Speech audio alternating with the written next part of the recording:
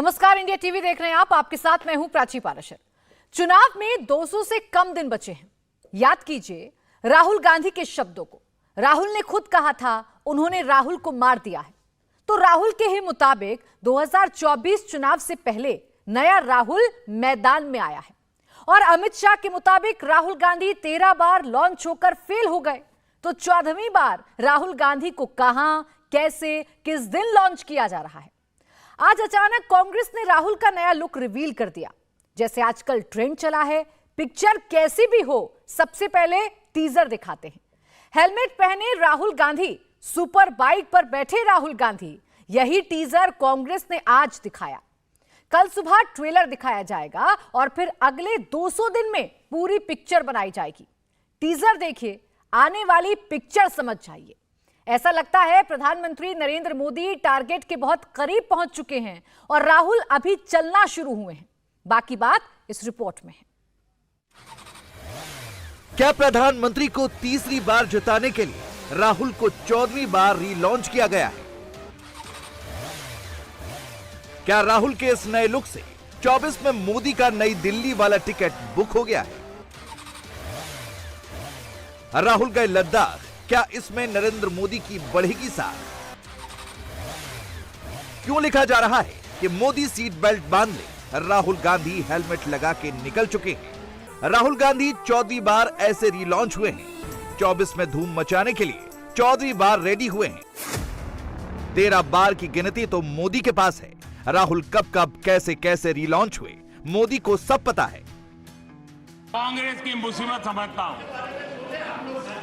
बरसों से एक ही फेल्ड प्रोडक्ट उसको बार बार लॉन्च करते हैं।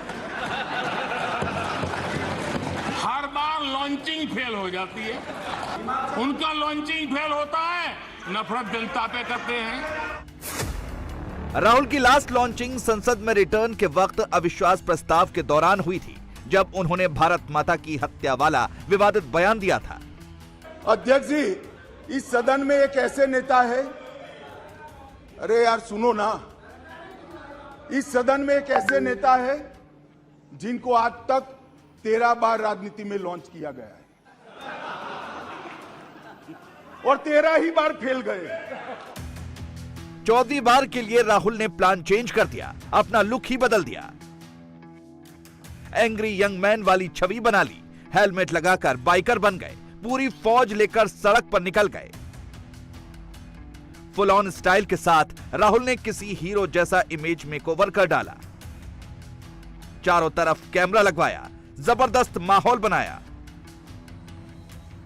राहुल की 14वीं रीलॉन्चिंग का मकसद ही यही है, बाइक पर घूम 24 में मचाओ धूम। इस वक्त बाइक पर सवार राहुल की रीलॉन्चिंग पर लिखने वाले दो तरह के लोग हैं। एक है कांग्रेस का सर्किल, दूसरा है कांग्रेस समर्थित इकोसिस्टम, जो राहुल की इन तस्वीरों को ऐसे प्रमोट कर रहा है मानो राहुल ने 2023 में ही मोदी के खिलाफ 24 की रेस जीत ली। पहले आपको इसके कुछ सैंपल्स दिखाते हैं। राहुल बाइक लेकर निकले तो कांग्रेस को उसमें भी जननायक दिखने लगी। राहुल की बाइक ने जरा सी टर्न क्या ली, यूथ कांग्रेस के अध्यक्ष को अनस्टॉपेबल राहुल दिख गए। एक टाइमलाइन से दूसरी टाइमलाइन पर वही टेक्स्ट घूमने लगे। एक ने लिखा, अब राहुल नहीं रुकेगा। दूसरे ने लिखा, रागा फायर है। तीसरा एक स्टेप आगे बढ़ गया, उसने बाइक सवार राहुल को अजय योद्धा डिक्लेयर कर दिया। राहुल फ्लावर नहीं फायर है, झुकेंगे नहीं। इंडिया वांट राहुल, ये लिख लिख कर ट्विटर स्टॉर्म लाया गया। और देखते ही देखते hashtag Rahul Gandhi hope of India trend कराया जाने लगा। सबके पास एक ही स्क्रिप्ट पहुंची थी, मैसेज क्लियर था, राहुल उधर बाइक पर बैठे, इधर ट्रेंड कराना शुरू कर दो। धड़ाधड़ अनस्टॉपेबल राहुल वाले पोस्टर छपे, मोबाइल पहुंचे। फुल इफेक्ट के साथ राहुल के सफर वाले टेम्पलेट बनाए गए। बाइक सवार राहुल को जवान, ट्रैक्टर सवार राहुल को किसान बताकर हर मिनट सोशल मीडिया पर परोसा गया। अब सोचिए, देश में ऐसी पॉलिटिक्स हो रही है कि बाइक पर बैठ के आदमी जवान बन जाता है और ट्रैक्टर पर बैठकर किसान। अब ये कलरफुल फोटो देखिए, शब्दों पर गौर कीजिए। रुक जाना मेरा काम नहीं, रुक जाऊं तो गांधी मेरा नाम नहीं। ये राहुल के फेवर वाला नेक्स्ट लेवल प्रमोशनल कैंपेन है और हर तस्वीर का मकसद 2024 वाला इमोशनल मिशन है। दरअसल ये कुछ और नहीं, राहुल को 24 में नए सिरे से 14वीं बार रिलॉन्च करने वाली शूटिंग है। राहुल के भी दो तरह के रूप हैं, एक वो है जो स्क्रिप्टेड है, दूसरे राहुल वो हैं जो अनस्क्रिप्टेड हैं। आज हम आपको 14 के 14 राहुल से मिलवाते हैं। पहले उस राहुल की बात करते हैं जो स्क्रिप्टेड है, यानी भारत जोड़ो यात्रा वाले राहुल से लेकर लेह लद्दाख वाले बाइक राइडर राहुल तक। राहुल ने 14 महीने में 14 अलग अलग रूप बदले, सब स्क्रिप्टेड। रामेश्वर से लेकर रामेश्वरम तक, 10 जनपद में वीडियो बनाने से लेकर मैकेनिक शॉप में मैकेनिक बनने तक, खेत में ट्रैक्टर चलाने से लेकर आजादपुर मंडी में फोटो खिंचवाने तक। 14वीं रिलॉन्चिंग के लिए राहुल ने खूब पसीने बहाए। राहुल के ये सारे वीडियो हाई डेफिनेशन कैमरे में शूट हुए। जब सब कुछ स्क्रिप्टेड होता है तो राहुल अच्छा वीडियो बनवाते हैं। डायरेक्टर के निर्देशों पर ही एक्टिंग करते हैं और जब ऐसा होता है तो वीडियो ऐसा बनता है। और मोदी ये कहते हैं, खेतों में जाकर के वीडियो शूट होता है, मालूम है ना? हाँ? खेतों में जाकर के वीडियो शूट होता है। हाँ। मगर जब बिना डायरेक्टर के शूटिंग होती है, जब सब कुछ अनस्क्रिप्टेड होता है, तो राहुल कैसे दिखते हैं? राहुल वैसे दिखते हैं जो संसद में दिखता है। मगर अनस्क्रिप्टेड राहुल सोशल मीडिया पर ट्रेंड नहीं करते, ट्रेंड तो स्क्रिप्टेड राहुल करते हैं। पहले राहुल की बाइक वाली इमेज आती है, फिर अलग अलग तस्वीरों का 30-30 सेकंड का वीडियो बनता है, अलग अलग सोशल मीडिया प्लेटफॉर्म पर फैलता है। कहा जाता है कि राहुल ने तो धूम मचा दी, मोदी को चुनौती दे दी, आग लगा दी। दरअसल ये कुछ और नहीं, 14वीं बार राहुल की इमेज मेकओवर वाली एक्सरसाइज है। लद्दाख में बाइक राइड तो सिर्फ उस प्लॉट का एक हिस्सा है। और अब बीजेपी से जुड़े हैंडल्स ने राहुल के बाइक वाले प्लान्ड इवेंट की भी पोल खोलकर रख दी है। बीजेपी समर्थकों ने दावा किया है कि राहुल ने लद्दाख में जो बाइक चलाई वो बाइक मिराया वाड्रा की है, जो प्रियंका गांधी और रॉबर्ट वाड्रा की बेटी है। लेकिन इस कहानी में एक और ट्विस्ट है। राहुल की 14वीं रिलॉन्चिंग को कांग्रेस ने बाइक वाले जय जवान और ट्रैक्टर वाले जय किसान के तौर पर प्रोजेक्ट किया है। बीजेपी से जुड़े हैंडल्स के मुताबिक सच्चाई है कि यह जय जवान वाला इवेंट नहीं बल्कि बजाज ऑटो द्वारा स्पॉन्सर्ड इवेंट है। राहुल जिस ग्रेट लद्दाख एडवेंचर टूर के 3rd एडिशन के लिए लद्दाख गए हैं, उस इवेंट की शुरुआत बजाज ऑटो ने 2021 में की थी, वो भी एक्सक्लूसिवली KTM बाइक ओनर्स के लिए। और उसके सबूत बजाज ऑटो की ऑफिशियल वेबसाइट पर मौजूद हैं। बोल्ड एंड कैपिटल लेटर्स में आप पढ़ सकते हैं। एक और इंटरेस्टिंग फैक्ट यह है कि इस इवेंट के एडवेंचर पार्टनर अजीत बजाज हैं। वही अजीत बजाज जिन्हें यूपीए सरकार ने 2012 में पद्मश्री से सम्मानित किया था। और दूसरा इंटरेस्टिंग फैक्ट यह है कि जो Bajaj auto great Ladakh adventure tour आयोजित करवा रहा है, उसके एमडी राजीव बजाज 3 साल पहले कोरोना काल के वक्त राहुल के साथ वीडियो कॉन्फ्रेंसिंग से जुड़े थे। इसमें कोई बुराई नहीं है, लेकिन सवाल तो पूछे जाएंगे कि जो राहुल अडानी करके मोदी को टारगेट करते हैं, वही राहुल एक दूसरे इंडस्ट्रियलिस्ट बजाज के इवेंट को प्रमोट क्यों करते हैं? क्या ये डबल स्टैंडर्ड नहीं है? राहुल का प्लान सिंपल है, मोदी देश का फायदा कराएं तो मोदी को गाली दो, और जो अपने काम आए उसके इवेंट का प्रमोशन करो, और ऐसा करके खुद को भी प्रमोट करो। इसीलिए लद्दाख में राहुल की बाइक राइड को बीजेपी 14वीं रिलॉन्चिंग कह रही है। पिछले कुछ घंटों में कांग्रेस के बड़े बड़े नेताओं ने जिस तरह रिएक्शन दिए हैं, उससे भी यही हिंट मिल रहा है कि 24 में राहुल को नए सिरे से लॉन्च करके डायरेक्ट मोदी से भिड़ाने की स्ट्रेटेजी बनी है। इसलिए फुल स्पीड में राहुल की पॉलिटिकल बाइक दौड़ पड़ी है।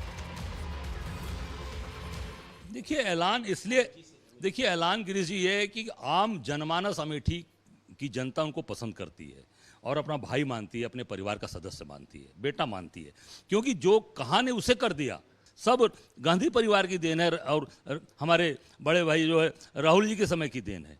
अब ये तो उनको तय करना है, राहुल जी को तय करना है और हमारा राष्ट्रीय नेतृत्व तय करेगा। मैं उत्तर प्रदेश का अध्यक्ष हूँ, इस नाते मैं ये निश्चित कहूँगा कि वहाँ की जनता, अमेठी की जनता ये मांग कर रही है, डिमांड कर रही है। और हमारे कार्यकर्ता उन्होंने कहा है कि जो कमियां रह गई हम पूरी जान लड़ा देंगे, पूरी ताकत लगा देंगे। और राहुल गांधी को हमको चाहिए, राहुल गांधी जी को हर हाल में हम लोग यहाँ से चुनाव लड़ाकर अब भारी से भारी प्रचंड बहुमत से चुनाव जिता कर भेजेंगे। भारत जोड़ो यात्रा से एक इतनी लंबी लकीर राहुल गांधी जी ने खींच दी है भारत की राजनीति में कि मोदी जी और अमित शाह जी मिलकर भी उस लकीर के आसपास नहीं जा पाएंगे। जिस तरह से राहुल गांधी जी की लोकप्रियता दिन दुगनी रात चौगनी बढ़ रही है, आज स्थिति यह है कि हर राज्य ये चाहता है कि राहुल गांधी जी आगामी लोकसभा का चुनाव उनके राज्य से लड़े। और राहुल गांधी जी की लोकप्रियता का अगर हम अंदाज़ा लगाएं तो देश के कोई भी कॉन्स्टिट्यूएंसी में जाके राहुल गांधी जी बम्पर जीत हासिल कर सकते हैं। अब सवाल यह है कि 24 के लिए 14वीं बार जिस राहुल की रीलॉन्चिंग और रीब्रांडिंग हो रही है, उससे मोदी को क्या फायदा है। इस वक्त पूरा नैरेटिव ही ये बनाने की कोशिश की जा रही है कि 2024 का चुनाव मोदी वर्सेस राहुल ही दिखे। कांग्रेस के इकोसिस्टम को लग रहा है कि 14वीं बार लॉन्च होते ही मोदी बनाम राहुल की फाइट कंफर्म हो गई है। तभी तो कांग्रेस से जुड़े हैंडल्स अपनी टाइमलाइन पर 1 या 2 बार नहीं 8-8 बार राहुल राहुल लिखकर माहौल बना रहे हैं। राहुल ने पिछले 2 हफ्ते में कमाल कर दिया, धमाल कर दिया, ऐसी स्क्रिप्ट फैलाई जा रही है। राहुल गांधी अमेठी से चुनाव लड़ेंगे। 24 घंटे इस खबर को हो गए हैं, 24 घंटे से ज्यादा। मुझे ताज्जुब है, स्मृति ईरानी कहाँ गायब हो गई हैं? कोई बयान क्यों नहीं दे रही, कोई जवाब क्यों नहीं दे रही? राहुल गांधी अमेठी से लड़ेंगे, स्मृति ईरानी की जमानत नहीं बचेगी। और ये भी मुमकिन है कि वो अमेठी छोड़कर चली जाएं। मेरे बीजेपी के नेताओं से गुजारिश है कि स्मृति ईरानी को अमेठी से भागने न दें, उनसे कहें आप मंत्री भी हैं, एमपी भी हैं, अमेठी से मुकाबला कीजिए। और जहां तक प्रियंका गांधी का ताल्लुक है, वो बनारस से अगर चुनाव लड़ती हैं, नरेंद्र मोदी जी वापस गुजरात चले जाएंगे, वो बनारस से चुनाव नहीं लड़ेंगे। ये मेरी भविष्यवाणी है। जो वहाँ की जनभावना है, अमेठी की जनभावना है, उत्तर प्रदेश की जनभावना है, उसको व्यक्त किया। उत्तर प्रदेश अपने रिश्ते को स्थापित करना चाहता है, अमेठी अपने रिश्ते को फिर से स्थापित करना चाहती है। स्वाभाविक स्थल है अमेठी गांधी नेहरू परिवार का और राहुल गांधी जी का। तो राहुल गांधी जी दोनों जगहों से भी लड़ सकते हैं, कोई कानूनी प्रतिबंध तो है नहीं। कार्यकर्ता चाहता है वो बोलना चाहिए, उनको कार्यकर्ता बोलते भी हैं। अपने मन की बात तो रखने का हक है हर कार्यकर्ता को। पार्टी का निर्णय होता है कि कौन कहां से चुनाव लड़ता है। जो निर्णय है वो हमारी कांग्रेस पार्टी लेगी। सबके विषय में पार्टी ही निर्णय लेती है। और इसमें सिर्फ कांग्रेस गुट शामिल नहीं है, इंडिया गुट से जुड़ी पार्टियों के नेता भी इसी लाइन को आगे बढ़ा रहे हैं। कॉन्फिडेंस नहीं था राहुल जी को, तब 2 जगह से चुनाव लड़े, हार गए। अब आप दोनों भाई बहन को लड़ा रहे हैं, लड़ाइए। मोदी जी अपने सेवा के बल पर बनारस की जनता की सेवा कर रहे हैं। जब पहली बार गए थे तो देश के तथाकथित अपने को कहते हैं मैं नेता नहीं हूं, लेकिन केजरीवाल लड़े थे, दूसरे बार खुद अध्यक्ष लड़े थे, जो भी लड़े, ये बनारस की जनता उसका जवाब दे। वो कह रहे हैं राहुल गांधी जी अमेठी से लड़ेंगे और प्रियंका जी जहां से लड़ना चाहे लड़ें। यानी एक सांसद है और जिन 2 की बात हो रही, तीनों सिर्फ परिवार के लोग हैं। बस यही अंतर है कि हम पार्टी को परिवार मानते हैं और वो परिवार को पार्टी मानते हैं। और उससे अधिक महत्वपूर्ण बात देखिए, यानी अब जीतने जिताने की बात की चर्चा भी 2 सीटों से ज्यादा की नहीं हो रही है। यानी एक दौर था जब कांग्रेस इसमें उत्तर प्रदेश में। लेटेस्ट सर्वे में पता चला है कि राहुल की भारत जोड़ो यात्रा का आने वाले चुनावों पर काफी लिमिटेड इंपैक्ट होगा, यानी मोदी को ज्यादा नुकसान नहीं होगा। एक सर्वे में जब लोगों से पूछा गया कि आपका फ्यूचर प्राइम मिनिस्टर कौन होगा, इसके जवाब में 57% ने मोदी को चुना, राहुल को सिर्फ 18% ने सिलेक्ट किया। सिर्फ 17% लोगों को लगता है कि इंडिया गुट एनडीए को हरा सकता है, जबकि 68% की राय यह है कि एनडीए ही जीतेगी। यही वो फिगर्स हैं जिन्हें देखकर बीजेपी को लगता है कि 24 में राहुल वर्सेस मोदी की फाइट ही हो। अगर ऐसा हुआ तो बीजेपी की राह आसान हो जाएगी। 14 और 19 के आंकड़े भी यही बताते हैं। 2014 में जब मोदी बनाम राहुल की फाइट हुई तो कांग्रेस 44 सीट पर सिमट गई। 2019 में जब मोदी बनाम राहुल की फाइट हुई तो कांग्रेस 52 सीट पर लुढ़क गई। इस वक्त संसद में कांग्रेस के पास कुल 51 सांसद ही बचे हैं और 24 के लिए अलग अलग सर्वे भी यही बता रही हैं कि कांग्रेस 57 से ऊपर फिर भी नहीं जा पाएगी। मैं कहूंगा कि राहुल जी आप गए हैं, लेह लद्दाख की जनता आपका स्वागत कर रहा है, करेगा, मैं भी करता हूं।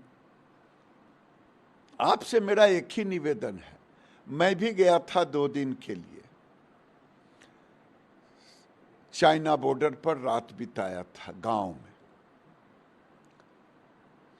लेकिन वहां मुझे मोदी जी का तारीफ कर रहे थे, आरती उतार रहे थे। काहे, मैंने ट्वीट भी किया था। उन्होंने कहा मेरी उम्र 80 साल हो गई, आज तक कभी सोचा नहीं था, ग्लेशियर के पानी के सिवा मुझे नसीब नहीं, लेकिन ये नल देखिए, मोदी जी ने सीधे जमीन के अंदर से पानी दे रहे हैं, जरा उसको भी देखिए।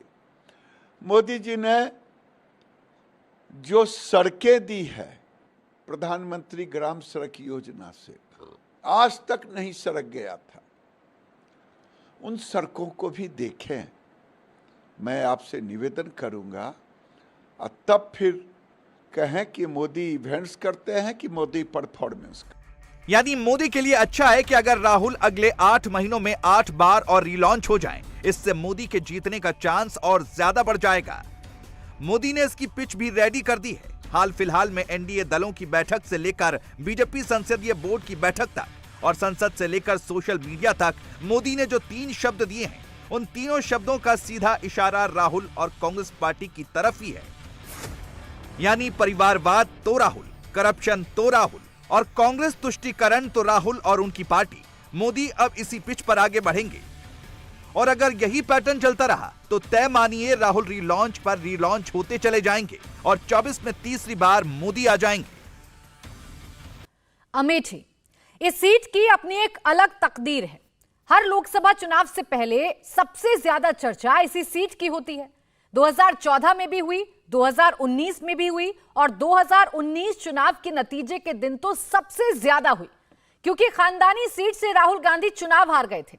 फिर चुनाव शुरू होने वाला है, फिर अमेठी चर्चा में है और सबसे ज्यादा डिस्कशन कांग्रेस के नेता ही कर रहे हैं। राहुल गांधी केरल के वायनाड से सांसद हैं। सांसदी लौटने के बाद वो वायनाड ही गए।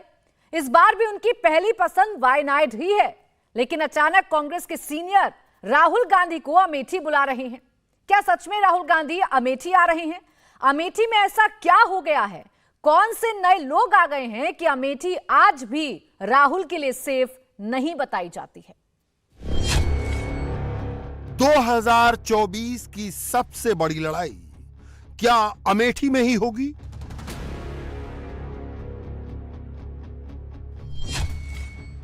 कांग्रेस का छोटे से बड़ा नेता अचानक अमेठी अमेठी का टेप क्यों बजा रहा है?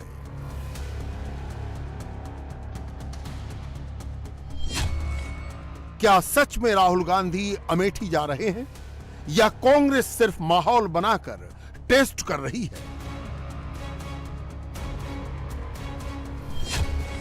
(543) सीट वाले हिंदुस्तान में राहुल गांधी के लिए वायनाड पहली और अमेठी दूसरी सेफ सीट है।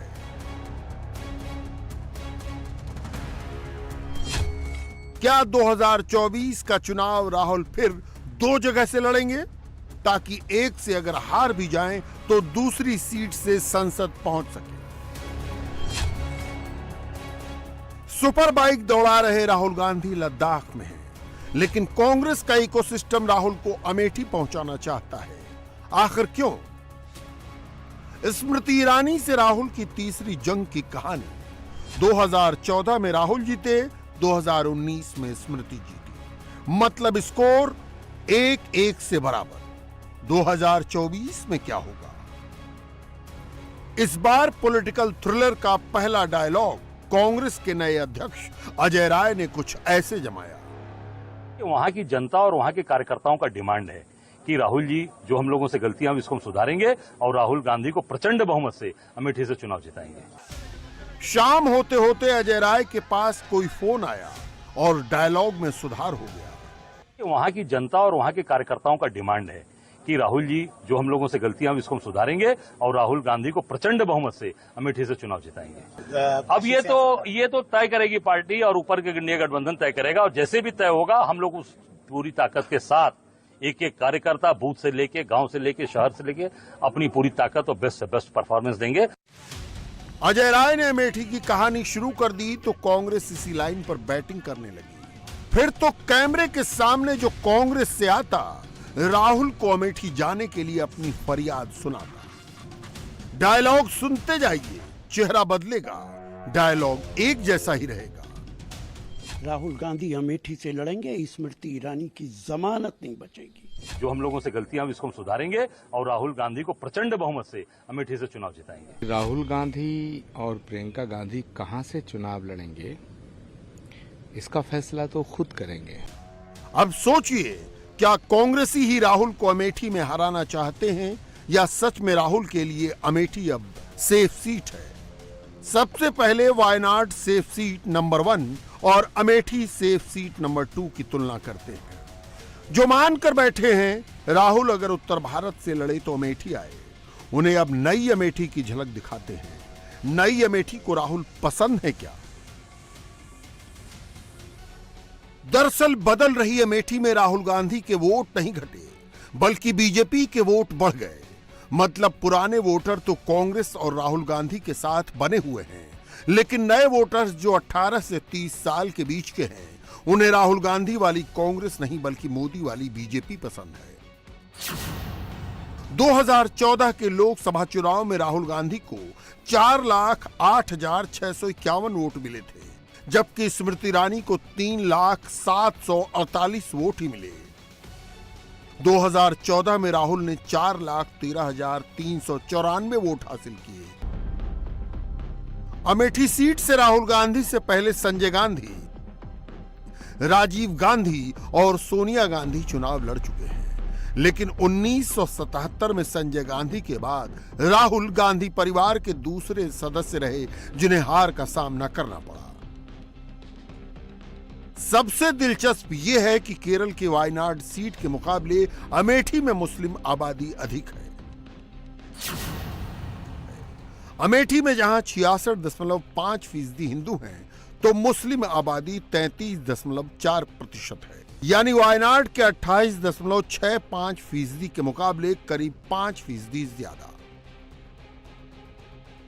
मतलब साफ है कि अगर राहुल गांधी को अमेठी फतेह करना है तो उन्हें नए वोटर्स का विश्वास हासिल करना होगा, जो फिलहाल पिछले चुनाव में स्मृति ईरानी के साथ थे। इन्हीं नए वोटर्स के दम पर स्मृति ने 2019 में अमेठी से लगातार 3 चुनाव जीतने वाले राहुल गांधी को 55,120 वोटों से मात दे दी।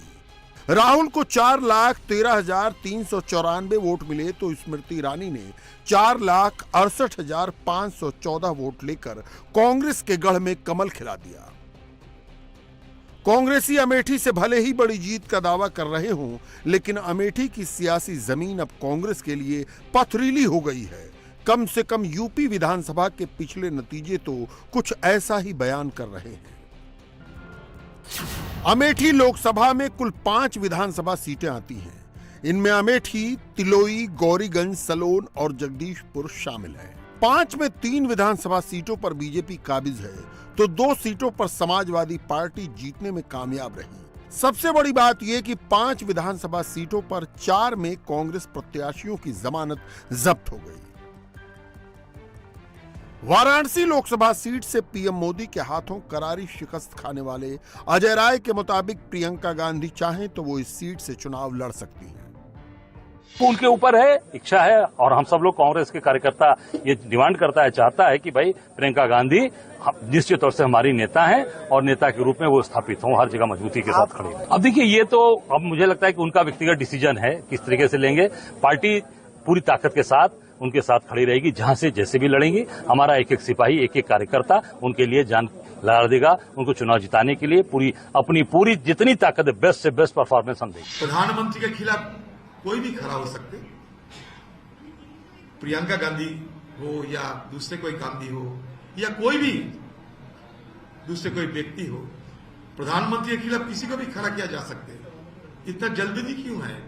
प्रधानमंत्री जी, आप अगर इतने बेफिक्र रहते हो तो आपके खिलाफ कौन उम्मीदवार होगी, इसके लिए आपके पार्टी की इतना चिंता क्यों हो रहे हैं? प्रियंका गांधी के वाराणसी और राहुल गांधी के अमेठी से चुनाव लड़ने की चर्चा भर से ही कांग्रेसी कार्यकर्ताओं का जोश हाई है। राशिद अलवी स्मृति ईरानी की जमानत जब्त कराने का दावा कर रहे हैं। राहुल गांधी अमेठी से चुनाव लड़ेंगे, 24 घंटे इस खबर को हो गए हैं, 24 घंटे से ज्यादा। मुझे ताज्जुब है, स्मृति ईरानी कहाँ गायब हो गई हैं? कोई बयान क्यों नहीं दे रही, कोई जवाब क्यों नहीं दे रही? राहुल गांधी अमेठी से लड़ेंगे, स्मृति ईरानी की जमानत नहीं बचेगी। और यह भी मुमकिन है कि वो अमेठी छोड़कर चली जाएं। मेरे बीजेपी के नेताओं से गुजारिश है कि स्मृति ईरानी को अमेठी से भागने न दें। उनसे कहें, आप मंत्री भी हैं, एमपी भी हैं, अमेठी से मुकाबला कीजिए। यूपी में कांग्रेस की सियासी जमीन कितनी मजबूत है उसे समझें, लेकिन उससे पहले 2019 में वाराणसी सीट के रिजल्ट को देख लेते हैं। 2019 में पीएम मोदी के खिलाफ कांग्रेस प्रत्याशी अजय राय समाजवादी पार्टी से पीछे तीसरे नंबर पर रहे। पीएम मोदी को जहां 6,74,664 वोट मिले, तो अजय राय को महज 1,52,548 वोटों से संतोष करना पड़ा। यही वजह है कि जोर शोर से अजय राय की लाइन पर अपनी बात बढ़ा रहे कांग्रेसी नेता संभल कर बोलने लगे। आचार्य प्रमोद कृष्णम ने कहा कि राहुल और प्रियंका ही अपने लिए सीट तय करेंगे। उन्होंने कहा कि अगर प्रियंका वाराणसी से चुनाव लड़ती हैं तो उससे पहले उन्हें पीएम पद का उम्मीदवार बना देना चाहिए, जिससे देश भर में मोदी वर्सेस प्रियंका का मुकाबला हो सके। देखिए, राहुल गांधी और प्रियंका गांधी कहां से चुनाव लड़ेंगे इसका फैसला तो खुद करेंगे। राहुल जी और प्रियंका जी कहां से चुनाव लड़ेंगे, कहां से नहीं लड़ेंगे, इसका फैसला ना तो अजय राय जी करेंगे, ना आचार्य प्रमोद कृष्णम करेंगे। जहां तक सवाल है प्रियंका गांधी जी के वाराणसी चुनाव लड़ने का, मोदी के खिलाफ चुनाव लड़ने का, तो उससे ज्यादा अच्छा हो कि प्रियंका गांधी जी को प्रधानमंत्री के पद का उम्मीदवार घोषित कर दिया जाए। फिर पूरे देश में चुनाव होगा मोदी वर्सेस प्रियंका गांधी। और रहा सवाल ये कि प्रियंका गांधी जी अगर वाराणसी से चुनाव लड़ती हैं तो हम लोग उनकी मदद करेंगे, तो मुझे नहीं लगता कि प्रियंका गांधी को चुनाव जिताने के लिए हमारी मदद की जरूरत है। हमें चुनाव जिताने के लिए प्रियंका गांधी की मदद की जरूरत है। कांग्रेसी नेता लाख दावे करें, लेकिन जमीनी हकीकत इससे बिल्कुल उलट है। कभी कांग्रेस यूपी में एक तरफा जीत हासिल करके केंद्र में अपने दम पर सरकार बनाती थी, लेकिन जैसे ही यूपी में उसकी सियासी जमीन दरकी, कांग्रेस की ताकत दिनों दिन कम होती गई। 1984 तक यूपी में कांग्रेस के सितारे बुलंद थे। 1984 के लोकसभा चुनाव में कांग्रेस 85 में से 83 सीटें हासिल कर एक तरफा जीत दर्ज करने वाली थी, लेकिन 1989 आते आते कांग्रेस की ताकत कम होने लगी। इस चुनाव में कांग्रेस को 15 सीटें मिली। राम मंदिर आंदोलन और मंडल की राजनीति में कांग्रेस ऐसी फंसी कि 1991 और 1996 में पार्टी को 5-5 सीटों पर संतोष करना पड़ा। सबसे बुरा हाल तो 1998 लोकसभा चुनाव में हुआ, जहां पार्टी खाता भी नहीं खोल सकी। अमेठी से संजय सिंह और बरेली से अशोक सिंह ने कमल खिला दिया। फिर यूपी की नहीं, देश की सियासत में सोनिया गांधी की एंट्री हुई और 1999 में कांग्रेस ने 10 सीटें हासिल की। 2004 में पार्टी को 1 सीट का नुकसान हुआ, लेकिन 2009 में कांग्रेस ने 21 सीटों पर जीत हासिल कर सबको हैरान कर दिया। हालांकि ये आखिरी बार था जब कांग्रेस डबल डिजिट में पहुंची थी। 2014 में 2 तो 2019 में सिर्फ सोनिया गांधी ही अपनी सीट बचा पाई। राहुल गांधी को स्मृति ईरानी ने अमेठी से हरा दिया। वाराणसी और अमेठी सीट से प्रियंका गांधी और राहुल गांधी के चुनाव लड़ने की अभी चर्चा भर है, लेकिन इससे ही इंडिया गठबंधन में शामिल दल परिवर्तन का दावा करने लगे हैं। वहीं बीजेपी कांग्रेस पर राहुल को बार बार लॉन्च करने पर तंज कस रही है। देखो, कई दशकों तक कांग्रेस पार्टी ने उस क्षेत्र को परिवार की पर्सनल प्रॉपर्टी के तौर से ट्रीट किया और एक तरह से वहाँ की जनता को च्युइंगम की तरह चबाया और चलता बनाया, उसको कुछ दिया नहीं। अब जो है वो परिवार की टाफ़ी से पब्लिक माफ़ी नहीं देने वाली है। तो अगर उनको लगता है कि परिवार की टाफ़ी दिखा करके और पब्लिक से माफ़ी ले लेंगे तो उन्हें हिसाब देना होगा कि कितने दशकों तक उस क्षेत्र के लोगों को अपनी पर्सनल प्रॉपर्टी की तरह ट्रीट किया, च्युइंगम की तरह उसका इस्तेमाल किया, चबाया और चलता बनाया है। ये काम किया। तो इसलिए पहले तो हिसाब दो, फिर उसके बाद आप तो मालिक हो, आप जहाँ से चाहो लड़ो। अगर उनको अमेठी से लड़ना पड़े, अमेठी से लड़ेंगे और रायबरेली से अगर और वाराणसी से अगर वो लड़ने की बात करती हैं, आई एम वेरी सर्टेन कि बनारस की जनता उनका साथ देगी।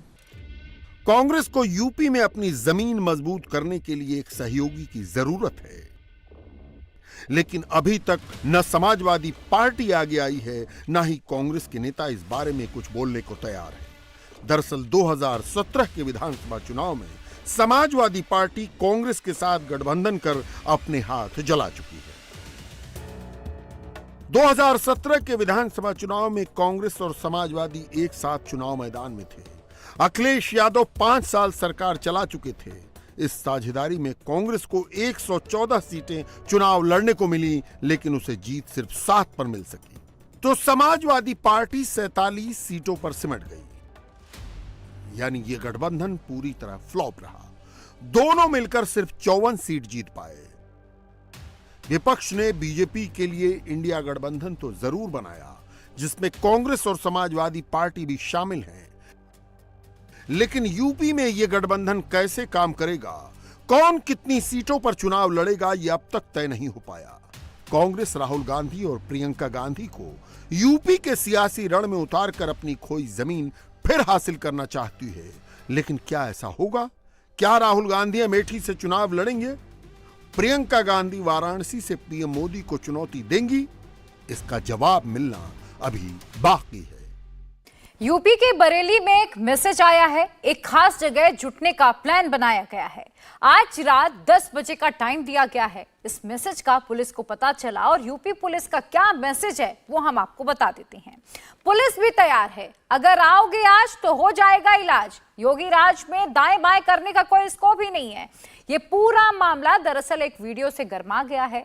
कल शरारत की कोशिश की गई थी।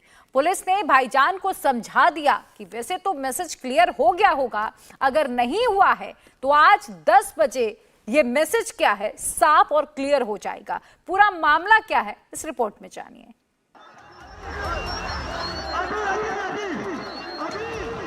बरेली में भीड़ से सीओ साहब ने आंखों में आंखें डालकर क्या कहा?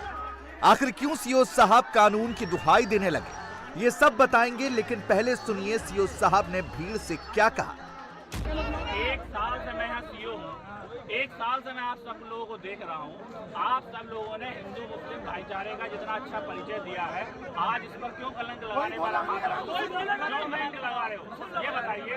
ये बताइए कि ये छत्तीसगढ़ कस्बा इस धरती पर अकेला कस्बा है क्या? ये बताइए, ये हिंदुस्तान का हिस्सा नहीं है क्या? यहाँ हिंदुस्तान का कानून नहीं चलता है क्या? यहाँ आपको हमारी जरूरत नहीं है क्या? कल को नहीं पड़ेगी क्या?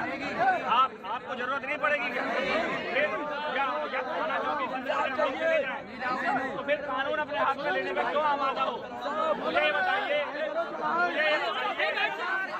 मेरी बात सुन लीजिए, कानून अपने हाथ में कोई नहीं लेगा। जिसने गलती की है कानून उसको सजा देगा। सजा दिलाना मेरा काम है और मैं आपकी आंखों में आगे डाल के हर एक की कह सकता हूँ।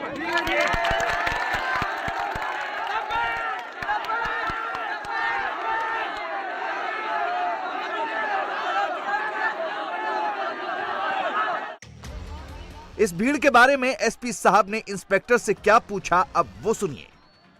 थाने को भीड़ कितने बजे आई वहाँ पर? ये तो कोई 8:30 9 बजे। अब वो वहाँ थाना कब तक चल के घर पहुँचे कब? उसके 5-7 मिनट मुश्किल से कब उसका घर किधर तो थाने यही बगल में आ गया। पहले तो दिखाओ कहाँ गए थे, ले वहाँ देखिए आई कहाँ गए थे। तो चलो दूर चले बदल है आ जाओ शाम को। रात के 2 बजे भीड़ ने सीओ से धक्का मुक्की क्यों की? हंगामा कर रहे लोगों की मांग क्या थी? क्यों लोग अचानक थाना और घर घेरने लगे? दरअसल बरेली के शीशगढ़ इलाके में एक ही क्लास में पढ़ने वाले 2 बच्चों के बीच विवाद हुआ। राहिब हुसैन नाम के एक युवक का एक ऑडियो वायरल हुआ। वायरल ऑडियो में हिंदू देवी देवताओं के लिए अभद्र टिप्पणी की गई थी, जिसके विरोध में हिंदुओं ने एक कमेंट किया जिसमें औकात दिखाने की भी बात कही गई। कमेंट के विरोध में भीड़ ने थाने का घेराव किया और हंगामा करते हुए तुरंत गिरफ्तारी की मांग करने लगी और थाने से आरोपी के घर पहुंच गई, जहां नारेबाजी पत्थरबाजी के साथ ही जमकर बवाल काटा। तो मैंने हम बाहर निकल के देखा, हमने तो भीड़ चली आ रही है। जब भीड़ देखी तो हमने अपने दरवाजा बंद करके अंदर घुस गए और अंदर से ही हम देखते रहे। फिर पुलिस थोड़ी थी, फिर बाद में और आई पुलिस नहीं रोक जो कुछ हमारे फिर बच्चे कच्चे हमें नहीं मिलते ढूंढे। इतनी बड़ी भीड़ जहाँ 4-5 हजार आदमी हो तो वहाँ हम लोग 10-20 आदमी की वैल्यू है? कोई वैल्यू नहीं। अरे दहशत में हमारे लड़के की 2 तो एक तो रात भर उसने वो पलटी दुनिया भर की बुकरी घबरा गया बुरी तरीके से। सारे बच्चे आज की तारीख में सहमे हुए। इस मामले में पुलिस ने 3 एफआईआर दर्ज की हैं। पहली एफआईआर मुस्लिम लड़के पर जिसने ऑडियो जारी किया था। दूसरी एफआईआर हिंदू किशोरों पर जिसने कमेंट किया। तीसरी एफआईआर भीड़ पर जिसने लड़के के घर पर पत्थरबाजी और बवाल किया। रात 2 बजे हजारों की संख्या में लोगों का जुटना कितना खतरनाक था, आप पुलिस की एफआईआर से समझ सकते हैं। एफआईआर में दर्ज है कि मुस्लिम समुदाय के करीब 400 से 500 लोग लाठी डंडों, कांच की बोतलें, ईंट पत्थर और नाजायज हथियार लेकर रोड जाम कर दिया और नारेबाजी करते हुए आने जाने वाले लोगों के ऊपर पथराव कर रहे थे। थाना क्षेत्र शीशगढ़ में एक विवादित पोस्ट एक किशोर के द्वारा शेयर की गई थी, जिसके कारण दूसरे समुदाय के लोगों ने काफ़ी संख्या में एकत्रित होकर उसके घर को घेर लिया था और समस्या पैदा की थी। पुलिस की सक्रियता के चलते कोई अप्रिय स्थिति उत्पन्न नहीं हुई, किंतु पुलिस के द्वारा ये उग्र प्रदर्शन करने वाले लोगों के विरुद्ध जो है मुकदमा पंजीकृत किया गया है। साथ ही साथ जिस बालक के द्वारा पोस्ट शेयर करी गई थी उसके विरुद्ध भी अभियोग पंजीकृत किया है। जानकारी में ये भी आया था कि दूसरे समुदाय के एक लड़की के द्वारा भी एक आपत्तिजनक पोस्ट वायरल की गई थी, उसके संदर्भ में भी अभियोग पंजीकृत किया गया है। इस संदर्भ में दोनों किशोरों को बाल संरक्षण अधिकारी की निगरानी में रखा गया है। उग्र प्रदर्शन करने वाले लगभग 2 दर्जन लोगों को हमने हिरासत में लिया है। सीसीटीवी फुटेज और जो हमारे पास वीडियोज हैं उसके आधार पर लोगों को चिन्हित किया जा रहा है। एफआईआर दर्ज हो गई है, नाबालिगों को गिरफ्तार किया जा चुका है, लेकिन समुदाय विशेष अब भी मानने को तैयार नहीं है और एक बार फिर भीड़ जुटाने का ऐलान किया है। इन लोगों ने पता नहीं क्या बनाया, अब तो अब भी यानी वो आ रही है लिख के कि इसकी जेल हो जाए, फांसी हो जाए और रात के 10 बजे फिर इकट्ठे हो। आज दिया है उन्होंने, आज भी दिया है 10 बजे फिर इकट्ठे हो। माहौल को देखते हुए पुलिस प्रशासन सख्त है और हालात पर नजर बनाए हुए है। दोनों पक्षों के किशोरों को गिरफ्तार कर लिया गया है, लेकिन भीड़ के एक बार फिर जुटने के ऐलान से अब भी इलाके में तनाव बना हुआ है और लोगों में डर का माहौल बना हुआ है। इंडिया टीवी हर वक्त हर जगह डाउनलोड करने के लिए सर्च करें India TV news Google play store या ऐप स्टोर पर।